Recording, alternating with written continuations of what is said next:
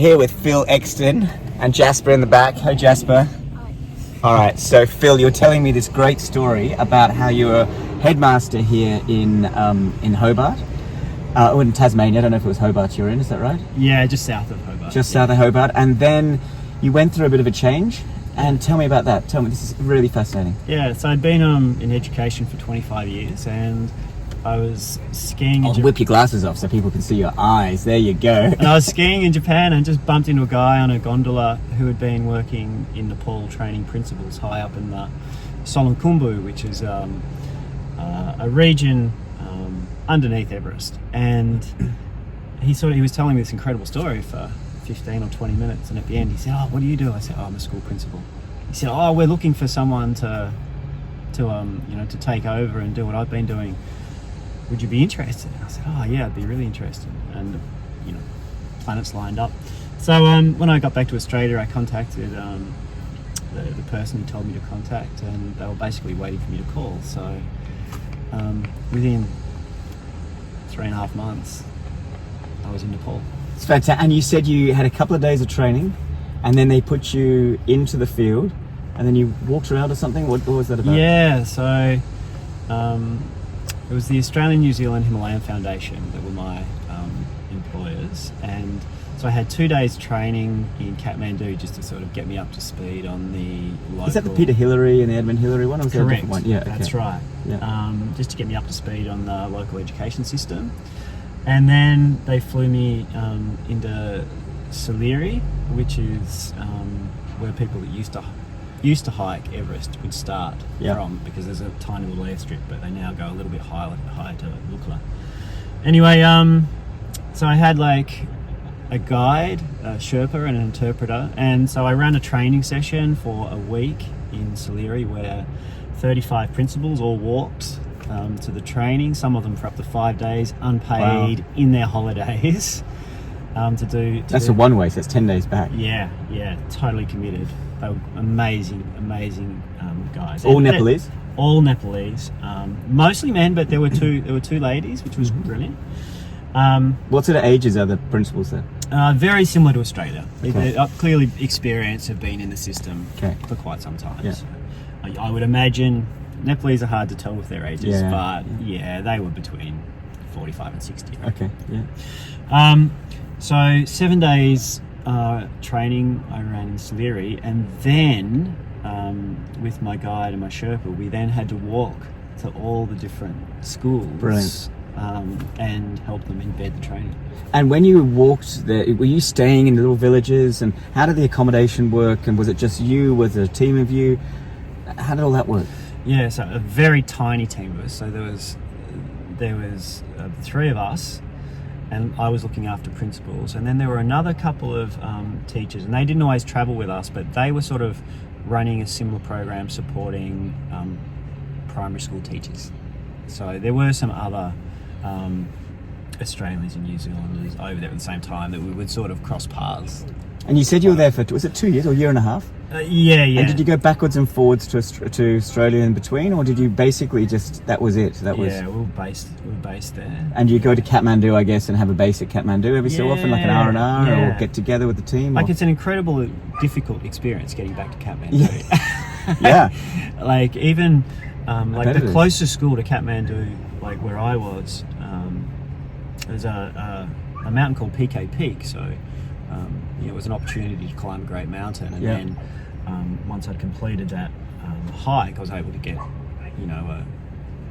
a jeep back to Kathmandu, and it was literally only, I don't know, maybe 120 kilometres, but it took like 14 hours. Wow. Yeah. Like, at one stage I just started cheering in the back of the jeep, and people were like, "What are you doing?" It's like, the driver just got into second gear. Exactly. Celebrate the little wins. Yeah. We're going 25 k's an hour. Yeah. So for me, it was a brilliant thinking time. Like, it gave me a great perspective on, how lucky I've been in my life, but what I wanted to do for the rest of my life. So it gave me some time to think, although I've loved education, that I wanted to create something else. Well, before we go on to that, because I think that's really interesting, Sure. is what did you learn about being an Australian in Nepal that other people can think about being like an expat in a foreign country, and what did you find worked and what didn't work, and Yeah. you know, any sort of lessons from that experience? So many lessons. Yeah. I think it certainly it makes you appreciate everything that you have here, but it also gives you a realization of how stuck we get about stuff Yeah. and about, you know, how the little things tend to start to annoy us in Australia, and we're sweating little stuff that's totally inconsequential to your life. You know, the coffee you buy is not quite exactly how you like it, and you're a bit miffed about it. Yeah, it's true. And it's like, in Nepal, you're just grateful that these people are sharing food with you, and you've got something to nourish your body, and you start, you know, it takes a while to get into the rhythm of it. Well, were the schools all mixed, not mixed? Did they have windows? Did they not have windows? Were they mud? Were they single tables or no tables or on the ground? Give us a picture of what it was like. So, like, an example, like one of the primary schools I went to, it was no electricity. So the only lighting was through windows that had these wooden shutters. Now I was there. It was still really cold, but I was there in summer at that particular school, and I couldn't even imagine these children trying to learn when there's snow outside and there's no heating in the. And how many people would be in a class? 30, 50? 50. Wow. Yeah. 50 to one Packed. teacher. Yes. And teaching multiple levels at one teacher teaching 3 different classes at the same time, or just it's the same class? Look, that school was pretty big, so maybe the age variation wouldn't have been too great. But yeah, some schools definitely would have had huge. And do they have variation. paper and pen, or they're having obviously not laptops, but how do they write? And yeah, it depends on okay. what they can afford and what they can source. Yeah. It was quite like, you know, there was evidence of, you know, big thick pencils for the younger grades, and you know, and there were some pens for the older kids. And what stuff. hours are they? Are they starting early in the morning, finishing at lunchtime to help with the family, or how does it work? Yeah, really varied. Some schools, because of space, would have 2 schools running at once. So one school would like start at 6, finish at 12. The next lot of kids would come in at 1 and finish at like 7. Yeah. So you basically have one resource for 2 schools. Yeah. Okay. Which is really smart. Yeah.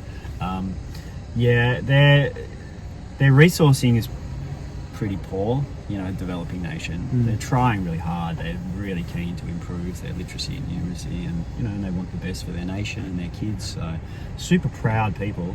And every school, it's just embarrassing when you get there because you're treated like royalty, and you know that you get things that people can't afford, and it really is. It's humbling but humiliating at the same time. Like, and they'll put you up with, you know, someone will say, yeah, we've got a bed at our house or something, and you go there and super poor families, and somehow they will have sourced a bottle of beer, and they don't even drink beer, but they know that Westerners like beer, and they'll all sit around and watch you drink a beer, and you're saying no, but then you're going to insult them if you don't. Those things are so complicated. Well, what sort of things, before we run out of time, because I sure. don't want to do it for 10 minutes because we'll go over the thing, but what's the what can people do? Listen to this. How can they help? What would be the thing that you'd say after your experience? If you're sitting here in Hobart and in anywhere in the world, how would you help? Is it money to those donations? Is it products? Is it time? What would it? I think time, to be honest. You know, if you really want to, we're all time poor, but we make ourselves time poor. And sometimes when you just say, do you know what, I'm going to do this, then things happen, as you would know yourself, James. So volunteering would be the number one. There are some brilliant organisations to donate to. Unfortunately, all those organisations have huge administrations and things, and quite a lot of money gets soaked up into admin. Well, I want to go to Nepal, and I'd love to connect with that this year. Tell me the last 10 seconds a bit about what you do now. Name your business. Tasmanian Mountain Bike Adventures. And you do great long distance mountain bikes across Tasmania. Yes, that's right. We're up to 11-day tours, but we also do some half-day stuff on Mount Wellington. Fantastic. I'll put your link in into the bio on this. All right, excellent. Thanks James. Hey, thanks. Good on. Cheers.